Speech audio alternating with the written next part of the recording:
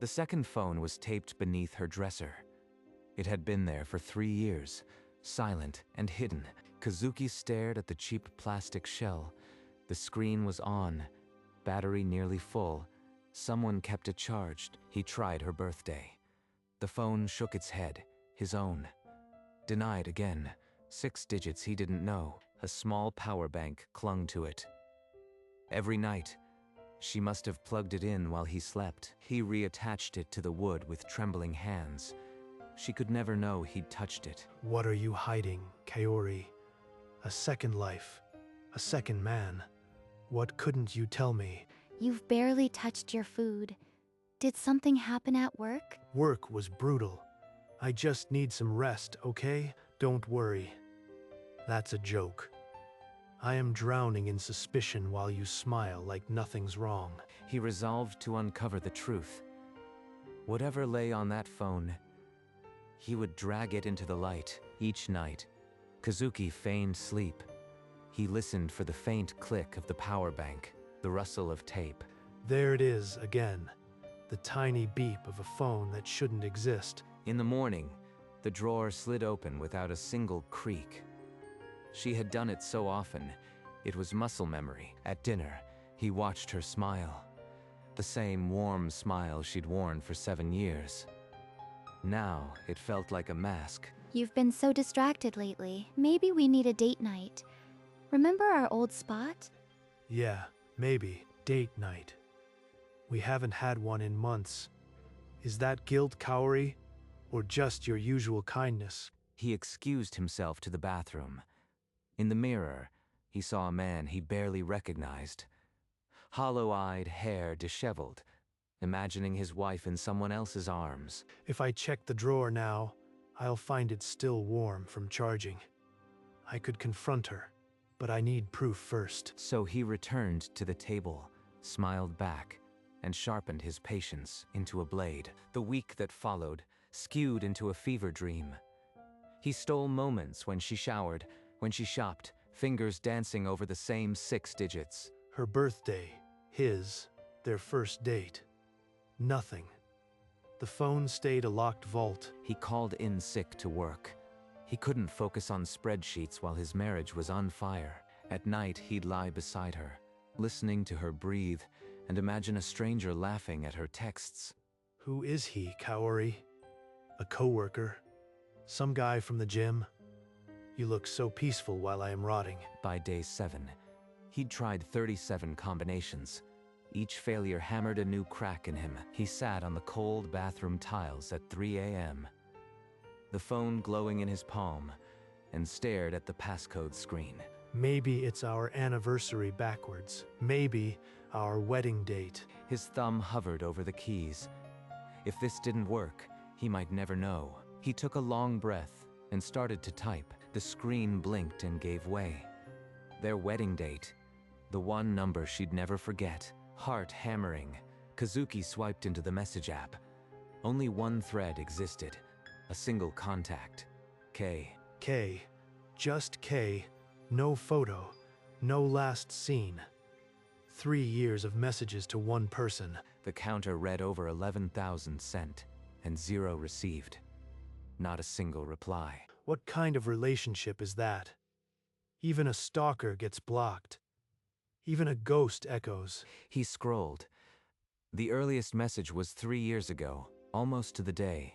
This isn't an affair. This is a diary. A prayer.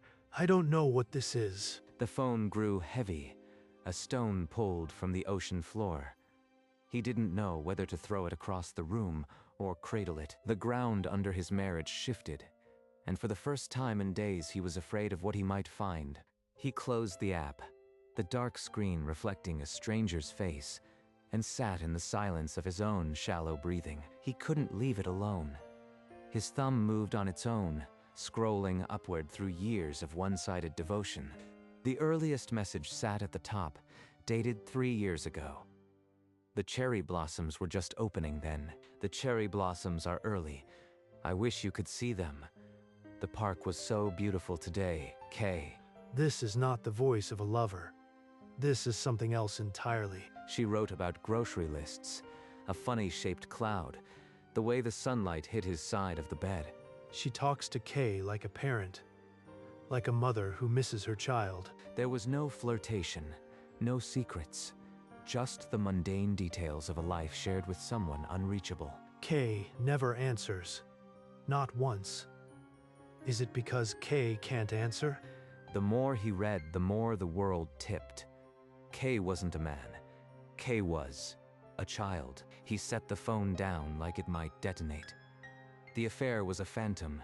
The real story was something broken and unspoken. Picking up the phone again, Kazuki scrolled forward in time. The tone never changed. It only deepened. Today I burned the rice. You would have laughed. I am sorry I cry so much, Kay. Crying over burnt rice. That's not sentiment. That's grief. He found a message from a rainy Tuesday. 6 words that stopped his heart. Mommy misses you. Every single day. The word mommy hit him like a cracked rib. We don't have a child. We never adopted. So why is she, unless... A buried memory surfaced, dark and formless.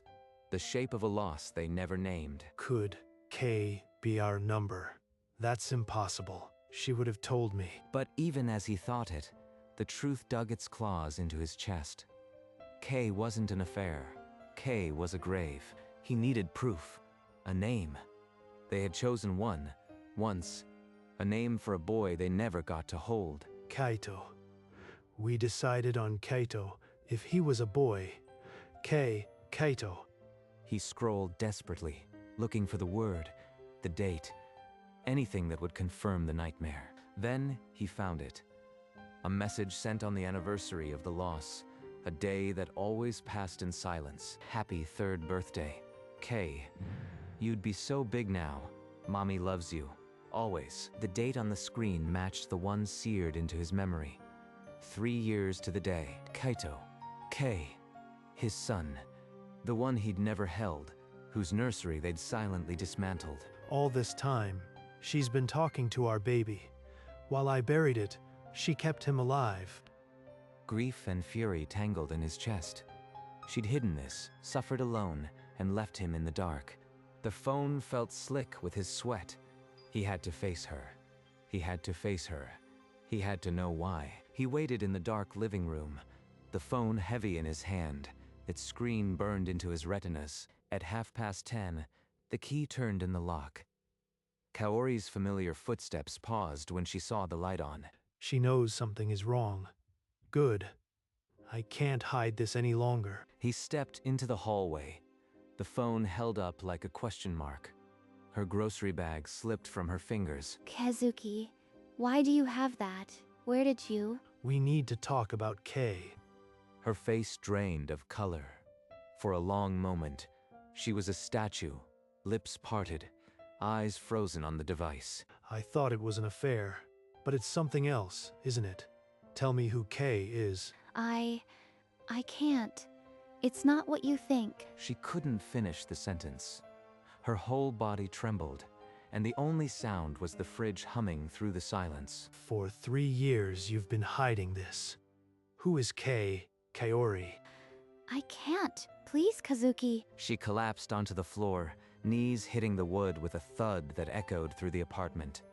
Her fingers clawed at her cardigan. Look at her. She's breaking apart. But I won't stop until I hear the words. I read the messages. The cherry blossoms, the burnt rice, the birthday. You've been talking to our son. Her gasp was sharp enough to cut glass. She pressed her palm against her chest as if to stop her heart from escaping. It's not what you think. It's not. I can't. Then tell me what it is. I spent a week thinking you were cheating on me. She covered her face with both hands, her sobs the only answer. I am sorry. I am so sorry. I didn't want to lose you too. His name is Kaito. Kaito, our son. I knew it. I knew. But hearing her say his name, it's losing him all over again. Every day for 3 years I've told him about our life, about you. I couldn't let him be alone. She clutched her chest, knuckles white against the gray cardigan. Her voice scraped raw. She's been screaming into the void, and I never heard a word. I was too busy pretending. Kazuki slid down the wall, his legs useless. The phone landed face up between them. I am sorry I hid it. I was terrified you'd think I was broken, that you'd leave. The phone screen glowed, the endless thread a monument to grief neither had ever shared. My throat is full of glass, and my eyes burn with 3 years of unshed tears. For the first time in 7 years, they sat in the same room and truly saw each other. After we lost him, you went back to work so quickly. I thought you were over it. I bought this phone the same week. I couldn't talk to you, so I talked to him. I hid it, because I didn't want you to see me as someone who couldn't let go. She thought I moved on. I was just burying the pain in overtime. She hid her grief in that drawer, charging it each night. He hid his in overtime and silence. I never stopped loving you, but every time I tried to tell you about Kay, the words died in my throat. We were both drowning, side by side, and neither of us reached out. The phone was not a betrayal. It was a life raft she had built from words alone. I couldn't burden you with the grief you seem to have left behind. I thought I was protecting you. In the silence, Kazuki finally understood. Her hidden phone was the shape of his own absence. I never moved on either.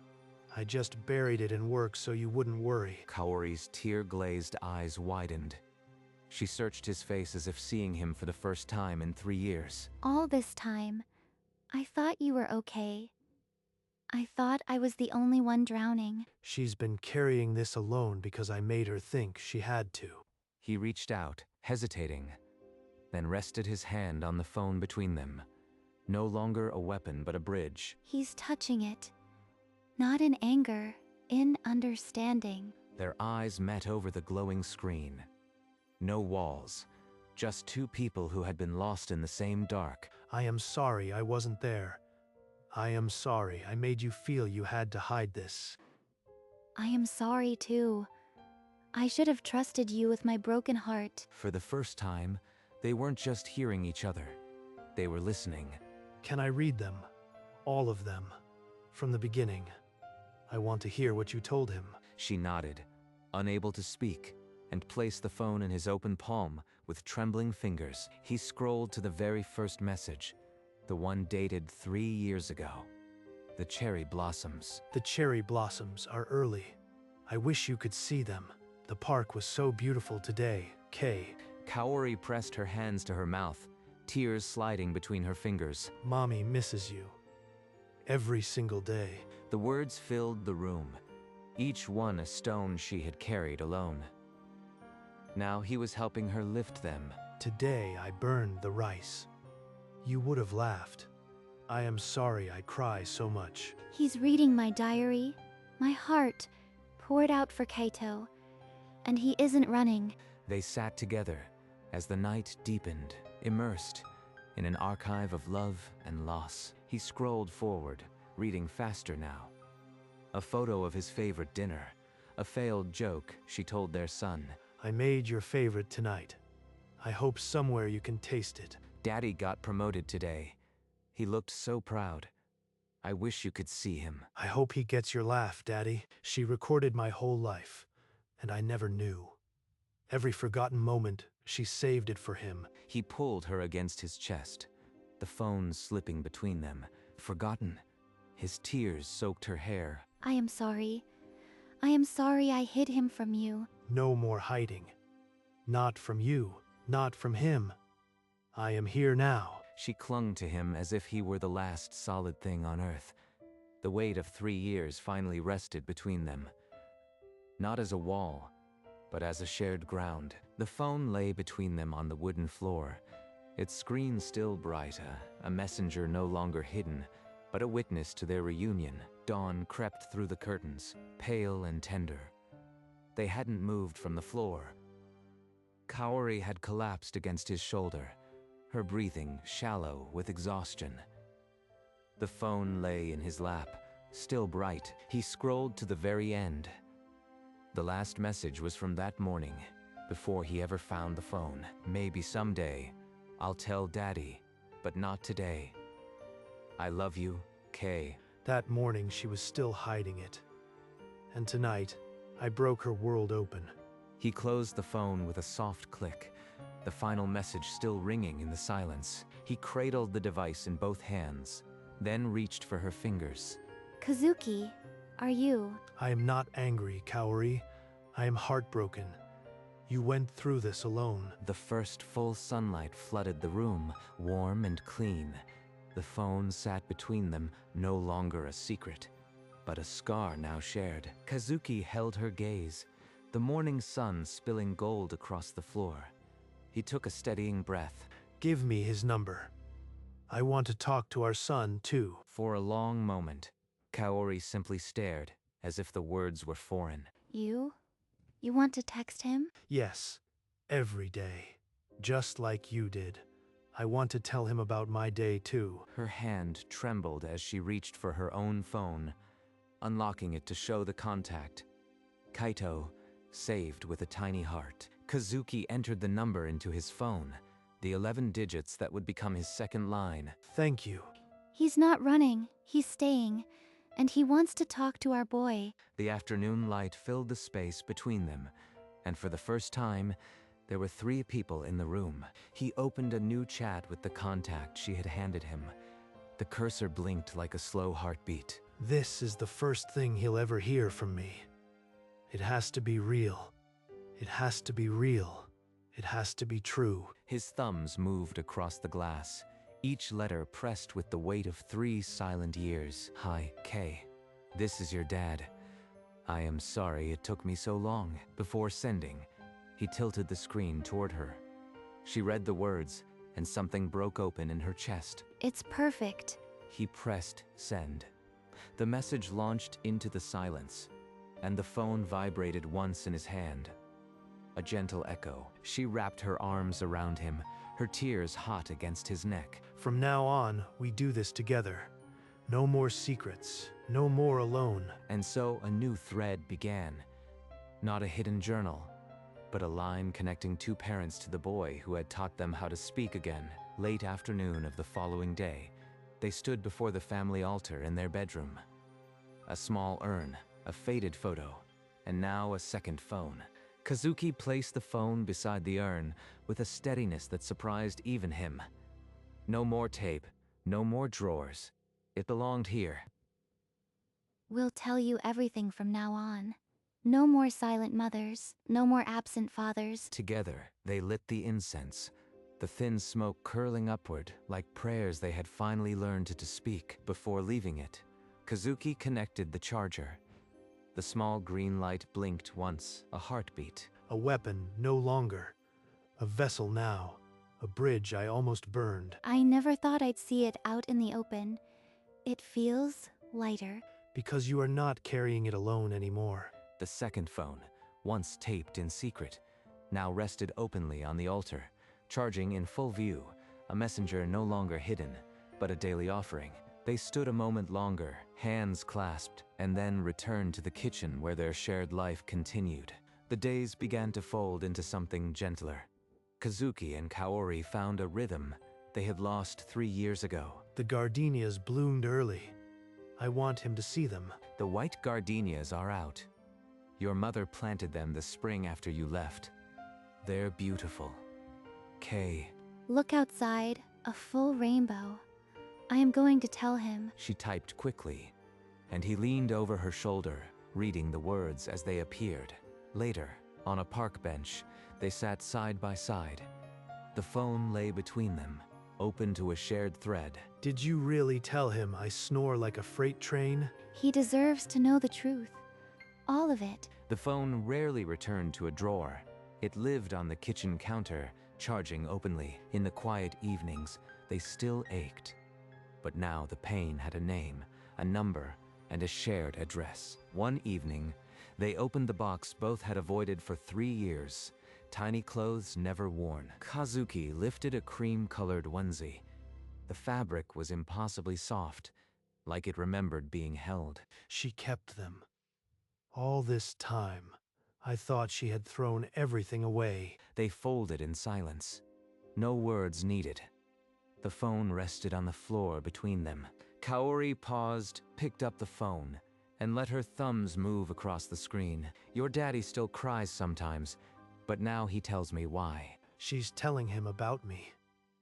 After everything, she still wants him to know my heart. He reached for her hand across the pile of folded clothes. Their fingers tangled.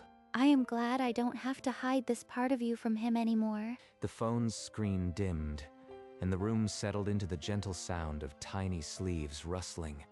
When the cherry blossoms bloomed again, they returned to the park. The same path, the same bench, but a different silence. Kaori held the second phone up, camera pointed at the canopy. See these, sweetheart? They came back, just like you did. Every spring. Kazuki wrapped his arm around her, pulling her close. The phone captured the shower of pink petals. We should send him the video. He'll love the wind sound. They sat in silence as the video sent. A soft breeze lifted the petals, and for a moment, the laughter of 3 people filled the empty bench. I used to dread spring. Now it feels like he's just around the corner. Maybe he is. Maybe that's what we've been building. A corner he can turn anytime we speak to him. She didn't answer, but her fingers laced through his over the phone. The screen glowed with a new message from him. They stayed until the sunset bled through the petals, his arm around her. The phone a silent witness to a grief transformed into presence. Back home, the cherry blossom air still clung to their clothes. Kazuki plugged the second phone into the nightstand charger. We miss you, Kei. Today was a good day. Kaori read the words from her pillow, a soft smile breaking through her tired eyes. She said nothing, just cuddled closer, her head finding the hollow of his shoulder. This tiny phone holds more love than any grand gesture ever could. The second phone never became a weapon. It became their silent messenger of love. He reached over and dimmed the lamp. The screen faded to black, its work done for the day. In the darkness, their breathing synchronized, a quiet rhythm, 3 years in the making. And the phone, once hidden in a drawer, now rested open, a bridge between 2 worlds. Fade to black.